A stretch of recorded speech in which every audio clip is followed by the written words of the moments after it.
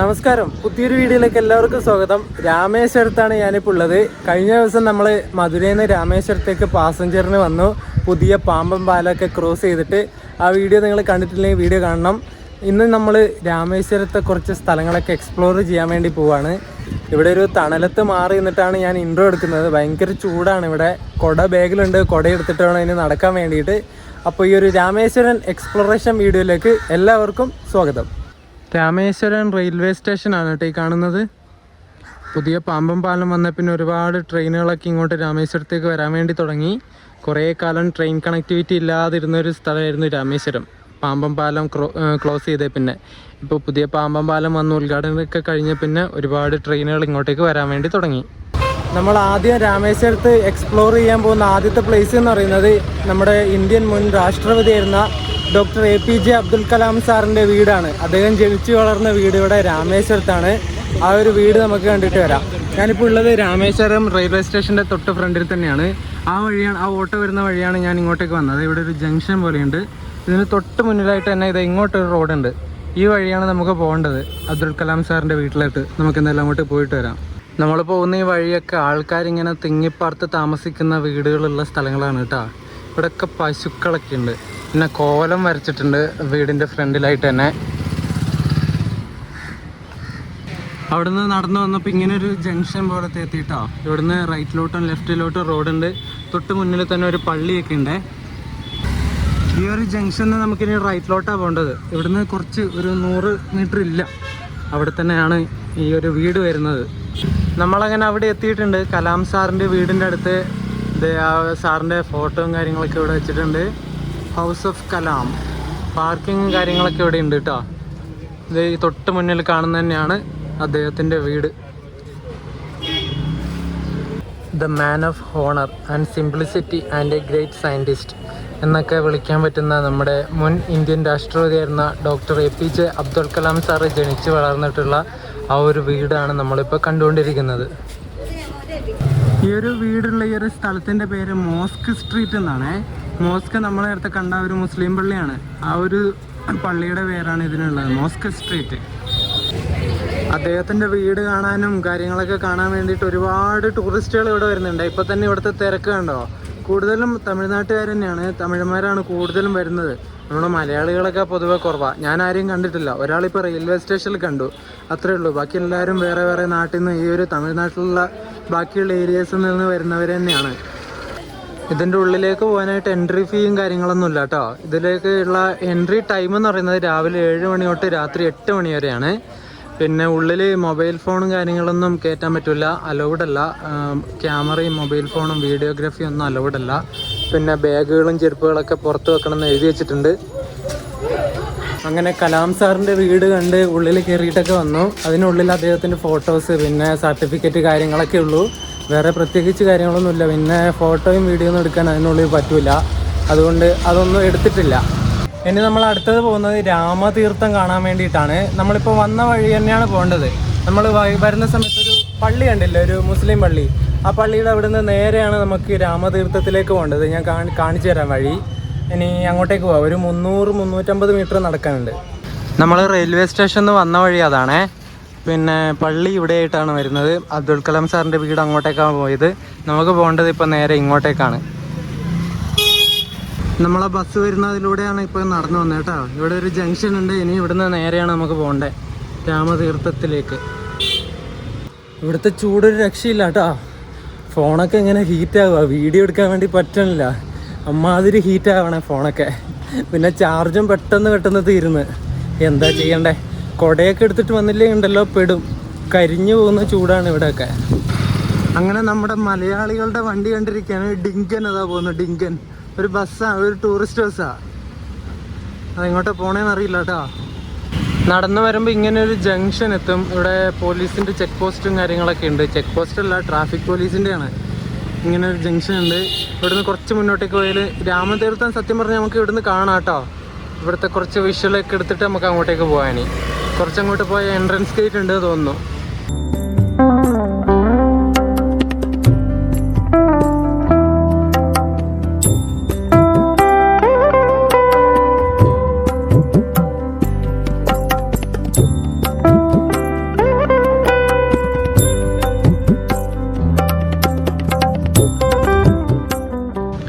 രാമതീർത്ഥം എന്നുള്ള പേര് മാത്രമേ ഉള്ളൂ കേട്ടോ. മൊത്തം വേസ്റ്റുകളാ. കച്ചറ എന്നൊക്കെ പറഞ്ഞാണ്ടല്ലോ ഈ വെള്ളം നോക്ക് നിങ്ങൾ.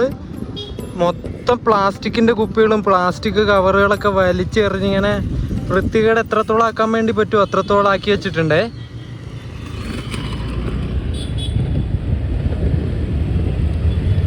നമ്മളിപ്പോൾ നടന്നു വന്ന ഈ ഒരു ഏരിയ അത്യാവശ്യം വലിയൊരു ടൗൺ ഏരിയ ആണ്. ഇവിടെ ഒരു വലിയ മരമുണ്ട്. പിന്നെ തൊട്ടടുത്തായിട്ട് പച്ചക്കറി കടകളും കാര്യങ്ങളൊക്കെ ഉണ്ട്. അത്യാവശ്യം ഒരു വലിയൊരു ടൗൺഷിപ്പാണിത്. നടന്നു വരുമ്പോൾ ഇങ്ങോട്ടൊരു റോഡുണ്ട് ഇടതുവശത്തോട്ട്. ഇവിടെ തന്നെയാണ് ഈ രാമതീർത്ഥം വരുന്നത്. ഇവിടെ ഒരു അമ്പലവും കാര്യങ്ങളൊക്കെ ഉണ്ടെന്നാണ് തോന്നുന്നത്. അങ്ങോട്ട് പോയി നോക്കാം നമുക്ക്.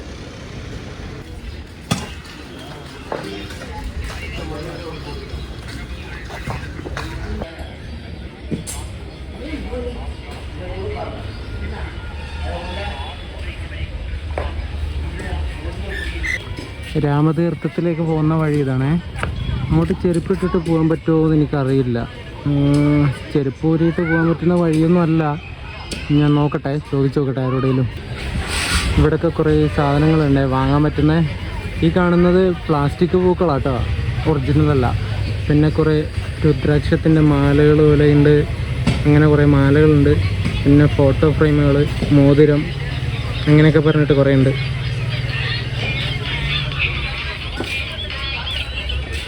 ആ രാമതീർത്ഥത്തിലേക്ക് ഇറങ്ങുന്ന അവിടെ തന്നെ വലിയൊരു മരമുണ്ട്. ആൽമരാന്ന് തോന്നുന്നു. ആൽമരം. നല്ല തണലുണ്ട് ഇവിടെ. നല്ല സുഖമുണ്ട് ആ വെയിലത്ത് നടന്നു വന്നിട്ട് ഇവിടെ നിൽക്കാൻ വേണ്ടിയിട്ട്. ഇവിടെയും കുറേ മാലകളും കാര്യങ്ങളൊക്കെ വെക്കുന്നുണ്ട് കേട്ടോ.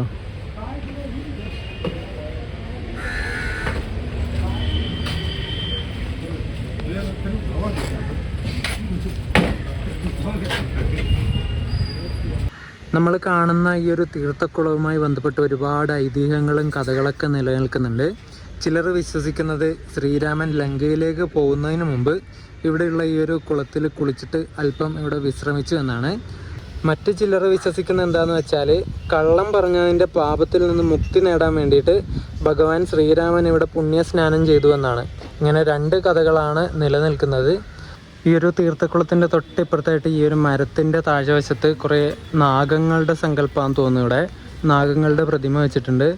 പിന്നെ നന്ദിയുടെ ഒരു പ്രതിമയുണ്ട്, പശുവിൻ്റെ ഒരു ഇതുണ്ട്, പിന്നെ ഇതുണ്ട് ശിവലിംഗമുണ്ട്. അങ്ങനെയുള്ള കുറച്ച് കാര്യങ്ങളൊക്കെ ഉണ്ട്. അവിടെ ആയിട്ടൊരു ഗണപതിയുടെ ഉണ്ട് കേട്ടോ. ഗണപതിയുടെ ചെറിയൊരു പ്രതിമ ഇവിടെ കാണാം.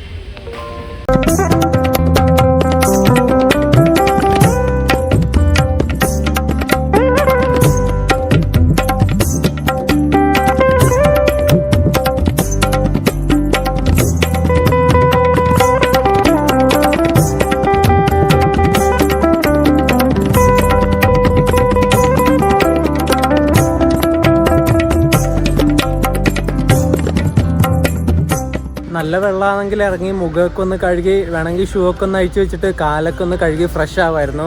ഇതിൽ പോയി ഇറങ്ങാൻ എനിക്ക് വയ്യ. അത്രയും മലിനമായിട്ട് കിടക്കുന്ന വെള്ളമാണ്.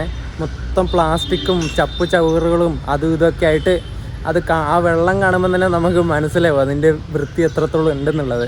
എന്തായാലും ഞാൻ അങ്ങോട്ട് ഇറങ്ങണില്ല. രാമതീർത്ഥത്തിലേക്ക് പോയിട്ട് വരുമ്പോൾ ഈ ഒരു കടയിൽ സുവനീർ കണ്ട് ഞാൻ രാമേശ്വരത്തിൻ്റെ. ഇവിടെ വന്നു എന്നതിൻ്റെ ഒരു ഓർമ്മ വേണ്ട എന്തെങ്കിലും. എന്നിട്ടൊരു സുവനീർ മേടിച്ചു. ഇത് ഈ കാണുന്നതാണ് മേടിച്ചത്. 20 രൂപയാണ് കേട്ടോ. ഇത് അത്രേ ഉള്ളൂ. ഈ രാമതീർത്ഥത്തിൻ്റെ നേരെ ഇപ്പുറത്തായിട്ട് തന്നെ ഒരു ശ്രീരാമൻ്റെ അമ്പലം കൂടി ഉണ്ട് കേട്ടോ. ഈ കാണുന്നതാണ് അമ്പലം. അതിൻ്റെ തൊട്ടിപ്പുറത്തായിട്ടൊരു ഹരിശ്രീ കഥാമണ്ഡപം എന്ന് പറഞ്ഞിട്ടൊരു ഇതുണ്ട്. മണ്ഡപമാണോ എന്ന് തോന്നുന്നു. ശ്രീരാമൻ്റെ തന്നെ ആയിരിക്കണം. അവിടെ എന്തോ പൂജയും കാര്യങ്ങളൊക്കെ നടക്കുന്നുണ്ട്. ഇങ്ങനെ ബാക്ക്ഗ്രൗണ്ടിൽ ഇങ്ങനെ പാട്ടും കാര്യങ്ങളൊക്കെ വെച്ചിട്ടുണ്ട്. അതിൻ്റെ ഫ്രണ്ടിലായിട്ട് നോ ഫോട്ടോസ് എന്നൊക്കെ പറഞ്ഞ് എഴുതി വെച്ചിട്ടുണ്ട്. പക്ഷേ ഉള്ളിൽ ആരോ ട്രൈപോഡും കാര്യങ്ങളൊക്കെ വെച്ച് വീഡിയോ എടുക്കുന്നതാണോ. അപ്പോൾ ഉള്ളിൽ കയറി എന്തും പറ്റുമെന്നാണോ, അല്ലെങ്കിൽ കുറച്ച് റിച്ച് ആയിട്ടുള്ള ആൾക്കാർക്ക് എന്തും പറ്റുമെന്നുള്ളതാണോ എന്താണെന്ന് എനിക്കറിയില്ല കേട്ടോ. അതിൻ്റെ ഉള്ളിൽ വീഡിയോ ഒക്കെ എടുക്കുന്നത് കാണുന്നുണ്ട്. പക്ഷെ നമ്മൾ പോയാൽ സമ്മതിക്കില്ല അവർ വീഡിയോ എടുക്കാനൊക്കെ. അതാണ് പ്രശ്നം. ഇനി അടുത്തത് നമ്മൾ പോകുന്നത് ഈ ഒരു രാമേശ്വരത്ത് മഹാദേവൻ്റെ, അതായത് ശിവൻ്റെ ഒരു ഫേമസ് ആയിട്ടുള്ള ഒരു ക്ഷേത്രമുണ്ട്. ശ്രീ അരുൾമികു രാമനാഥസ്വാമി ക്ഷേത്രം എന്ന് പറഞ്ഞിട്ട്. ഇപ്പം ഞാൻ നിൽക്കുന്ന അവിടുന്ന് ഒരു 1.5 കിലോമീറ്റർ നടക്കാനുണ്ട്. നമുക്കിനി ആ ഒരു ക്ഷേത്രം കൂടി കണ്ടിട്ട് വരാം. നമ്മളിപ്പോൾ പോകുന്ന രാമനാഥസ്വാമി ക്ഷേത്രത്തിൻ്റെ ഫ്രണ്ടിൽ ഇങ്ങോട്ടേക്ക് കാണാൻ വേണ്ടി പറ്റുന്നുണ്ട് കേട്ടോ. ആ ഒരു ഫ്രണ്ട് ഭാഗം ഇവിടെയൊക്കെ കരിക്ക് വിൽക്കുന്നുണ്ട്. കരിക്ക് എല്ലാ സൈഡും ബൈക്കുകൾ പാർക്ക് ചെയ്ത് വെച്ചിട്ട് നടന്നു പോകാനുള്ള വഴിയില്ല. റോട്ടിലൂടെയാണ് എല്ലാവരും നടന്നു പോകുന്നത്. പിന്നെ വണ്ടിക്കാരാണെങ്കിൽ കണ്ണും ചൂടും ഇല്ലാത്ത പോക്കുകളാണ് പോവുക. നോക്കി നടന്നില്ലെങ്കിൽ ഏതെങ്കിലും വണ്ടിയിൽ തൂങ്ങി പോകുന്നുണ്ടാവും നമ്മൾ നടന്നു പോകുന്നവർ. എൻ്റെ പൊന്നെ പൊളിച്ചില്ലേ, കണ്ടോ ക്ഷേത്രത്തിൻ്റെ ഒരു കവാടം. എൻ്റെ പൊന്നെ, നമ്മുടെ മധുര മീനാക്ഷി ക്ഷേത്രത്തിൽ ഓരോ ഭാഗത്ത് ഓരോ ടവർ ഇല്ലേ, ഓരോ എൻട്രൻസ് ഇല്ലേ, പിന്നെ വെസ്റ്റ് ഈസ്റ്റ് നോർത്ത് സൗത്ത് ഒക്കെ പറഞ്ഞിട്ട് അതുപോലെ നമ്മൾ ഈ കാണുന്ന ഈ ഒരു രാമനാഥ സ്വാമി ക്ഷേത്രത്തിനും ഓരോ ദിശയിലും എൻട്രൻസ് ഉണ്ട് കേട്ടോ. നമ്മളിപ്പോൾ കാണുന്നത് വെസ്റ്റ് ടവർ എൻട്രൻസ് ആണ്. അമ്പലത്തിൻ്റെ പരിസരങ്ങളിൽ കുറേ സാധനങ്ങൾ വെക്കുന്ന കുറേ ചന്തകളൊക്കെ ഉണ്ട്, കുറേ കടകൾ, വെറൈറ്റി സാധനങ്ങൾ. ഇത് കണ്ടോ, നമ്മുടെ ശംഖില്ലേ, ചെറിയ ശംഖുകൾ, അതുകൊണ്ട് ഉണ്ടാക്കിയ കണ്ണാടിയാണ്.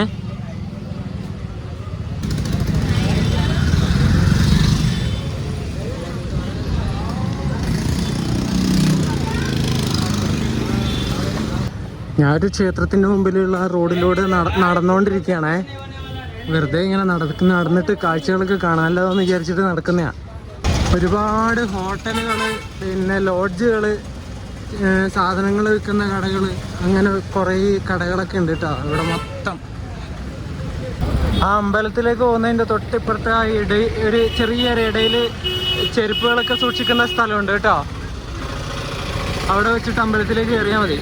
നിങ്ങൾ വരുമ്പം ബാഗും കാര്യങ്ങളൊക്കെ ആയിട്ട് വരുന്നതാണെങ്കിൽ ഉള്ളിൽ ഡ്രസ്സും കാര്യങ്ങളൊക്കെ ഉള്ളതിൽ കുഴപ്പമില്ല. ഈ ലാപ്ടോപ്പും ക്യാമറയൊക്കെ ഉണ്ടെങ്കിൽ ബാഗിലുണ്ടെങ്കിൽ അങ്ങോട്ട് കയറ്റി വിടില്ല കേട്ടോ. പിന്നെ ഇവിടെ ഒരു ലോക്കർ ഉണ്ട്. പിന്നെ ബാഗുമായിട്ട് അങ്ങനെ എന്തെങ്കിലും വെക്കാനുണ്ടെങ്കിൽ നിങ്ങൾക്ക് ഇവിടെ വെക്കാം. ലോക്കർ സംവിധാനങ്ങളൊക്കെ ഉണ്ട്. ഇത് അമ്പലത്തിൻ്റെ ഒന്നും അല്ല കേട്ടോ, പൈസ കൊടുക്കേണ്ടി വരും. ഇന്ത്യയിലെ 4 മഹത്തായ ഹൈന്ദവ ക്ഷേത്രങ്ങളിൽ ഒന്നായി കണക്കാക്കപ്പെടുന്ന രാമനാഥ സ്വാമി ക്ഷേത്രമാണ് നിങ്ങളിപ്പോൾ കണ്ടുകൊണ്ടിരിക്കുന്നത്. ചാർധം എന്നാണ് അതിനെ പറയുന്നത് കേട്ടോ. 4 മഹത്തായ ഹൈന്ദവ ക്ഷേത്രങ്ങളെ ചാർധം അങ്ങനെയാണ് പറയപ്പെടുന്നത്. അതായത് 4 സുപ്രീമായിട്ടുള്ള അമ്പലങ്ങൾ, അതായത് പിൽഗ്രിമേജ് സെൻറ്റർ എന്നാണ് ഉദ്ദേശിക്കുന്നത്. അതിൽ 1 ബദ്രിനാഥ്, 2 പൂരി, 3 ദ്വാരക, 4 ഈ കാണുന്ന രാമനാഥ സ്വാമി ക്ഷേത്രം എന്നിങ്ങനെ 4 ഹൈന്ദവ ക്ഷേത്രങ്ങളാണ് പ്രധാനമായിട്ടും പറയപ്പെടുന്നത്. ഈ ബദ്രിനാഥിലും പുരിയിലും ദ്വാരകയിലൊക്കെ വിഷ്ണു ഭഗവാനെയാണ് പൂജിക്കുന്നതെങ്കിൽ രാമേശ്വരം ആ ഒരു രീതിയിലും വ്യത്യസ്തമാണ്. കാരണം ഇവിടെ മഹാദേവനെയാണ് പൂജിക്കുന്നത്. പ്രധാന പ്രതിഷ്ഠ ഇവിടുത്തെ മഹാദേവനാണ്. രാവണൻ സീതയെ തട്ടിക്കൊണ്ടുപോയപ്പോൾ സീതയെ തിരിച്ചു വീണ്ടെടുക്കാൻ വേണ്ടിയിട്ട് രാമൻ കടൽ കടന്ന് ലങ്കയിലേക്ക് പോയി രാവണനെ വധിച്ചു. രാമൻ ബ്രാഹ്മണനായതുകൊണ്ട് തന്നെ രാവണനെ വധിച്ച ആ ഒരു പാപം തീർക്കാനായി രാമൻ ഇവിടെ ഒരു ശിവലിംഗം പ്രതിഷ്ഠിച്ചു. എന്നിട്ട് അതിനെ പൂജിച്ചിരുന്നു. ആ ഒരു സ്ഥലമാണ് രാമനാഥ സ്വാമി ക്ഷേത്രം എന്ന് ഇങ്ങനെ ഒരു ഐതിഹ്യമുണ്ട്. അതുപോലെ രാമൻ്റെ ഭാര്യയായിട്ടുള്ള സീത മണൽ കൊണ്ട് ഒരു ശിവലിംഗം ഉണ്ടാക്കിയിട്ടുണ്ട്. ആ ഒരു ശിവലിംഗം ഉണ്ടാക്കിയ ആ ഒരു സ്ഥലത്താണ് ഈ ഒരു രാമനാഥ സ്വാമി ക്ഷേത്രം സ്ഥിതി ചെയ്യുന്നത്. അങ്ങനെ ഒരു ഐതിഹ്യം ഈ ഒരു ക്ഷേത്രത്തിനുണ്ട് കേട്ടോ. പിന്നെ വേറൊരു ഐതിഹ്യം എന്താണെന്ന് വെച്ചാൽ, ലങ്കയിലേക്ക് രാമസേതു വഴി കടക്കുന്നതിന് മുമ്പേ ശ്രീരാമൻ ഈ ഒരു ശിവലിംഗം ഉണ്ടാക്കിയിട്ട് പ്രാർത്ഥിച്ചിട്ട് പോയ സ്ഥലമാണ് ഈ ഒരു രാമനാഥ സ്വാമി ക്ഷേത്രം എന്നും പറയുന്നു. ഇങ്ങനെ 3 ഐതിഹ്യങ്ങളാണ് ഈ ഒരു അമ്പലവുമായി ബന്ധപ്പെട്ട് പ്രധാനമായിട്ടുള്ളത്. അതുപോലെ ഈ രാമനാഥ സ്വാമി ക്ഷേത്രത്തിന് വേറൊരു പ്രത്യേകത കൂടിയുണ്ട്. മഹാദേവൻ്റെ 12 ജ്യോതിർലിംഗങ്ങളാണ് നമ്മുടെ ഇന്ത്യയിലുള്ളത്. 12 ജ്യോതിർലിംഗങ്ങളുള്ള ശിവൻ്റെ അമ്പലം നമ്മുടെ ഇന്ത്യയിലുണ്ട്. അതിലൊരെണ്ണം സ്ഥിതി ചെയ്യുന്നത് നമ്മുടെ ഈ ഒരു രാമേശ്വരത്താണ്. നമ്മൾ ഈ കാണുന്ന ഈ ഒരു ക്ഷേത്രമാണത്.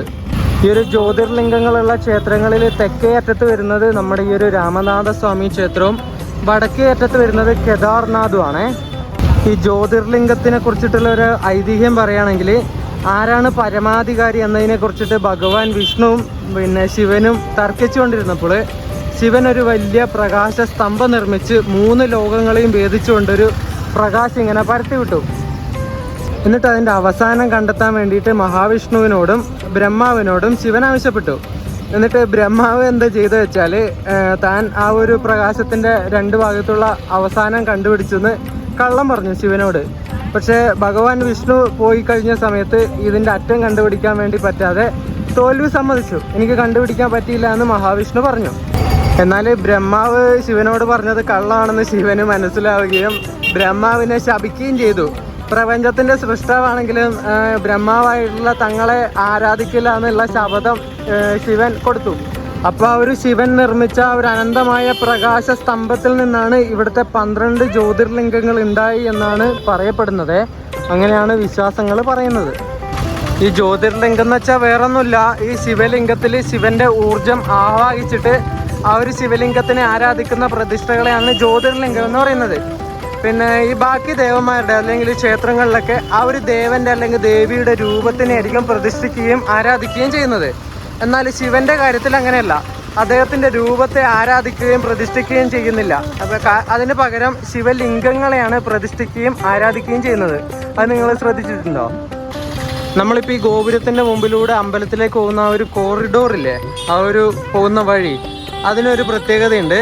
നമ്മുടെ ഇന്ത്യയിലെ എല്ലാ ഹിന്ദു ക്ഷേത്രങ്ങളിലും വെച്ചിട്ട് ഏറ്റവും നീളം കൂടിയ കോറിഡോറുള്ള ക്ഷേത്രം കൂടിയാണ് ഈ ഒരു രാമനാഥസ്വാമി ക്ഷേത്രം. ആ ഒരു കോറിഡോർ പണിതത് മുത്തുരാമലിംഗ സേതുപതി എന്ന് പറഞ്ഞിട്ടുള്ള ഇവിടുത്തെ രാജാവാണ് കേട്ടോ. ഈ ഒരു ക്ഷേത്രം നിർമ്മിച്ചിരിക്കുന്നത് ദ്രവീഡിയൻ ആർക്കിടെക്ചറൽ സ്റ്റൈലാണ്. പിന്നെ ഈ ഒരു ക്ഷേത്രത്തിന്റെ വേറൊരു പ്രത്യേകത, വിഷ്ണുവിന്റെ അവതാരമായിട്ടുള്ള ശ്രീരാമൻ പ്രതിഷ്ഠ നടത്തിയ ശിവക്ഷേത്രമായതിനാൽ ശൈവരും വൈഷ്ണവരും, അതായത് ശിവഭക്തരും വിഷ്ണു ഭക്തരായിട്ടുള്ള എല്ലാ ആൾക്കാരും വന്ന് പ്രാർത്ഥിക്കുന്ന ഒരു പ്രധാനപ്പെട്ട ക്ഷേത്രമാണ്. എന്താ അല്ലേ? അങ്ങനെ ആ ക്ഷേത്രത്തിൽ നമ്മൾ വന്നിട്ട് കണ്ടു. അടിപൊളി. അമ്പലത്തിലേക്ക് പോകുന്ന വഴിക്ക് ഒരുപാട് ലോഡ്ജുകളും കാര്യങ്ങളൊക്കെ നിങ്ങൾക്ക് കിട്ടും കേട്ടോ. വരുന്നവർക്ക് വേണമെങ്കിൽ ഇവിടെ അമ്പലത്തിൻ്റെ അടുത്ത് തന്നെ താമസിക്കാം.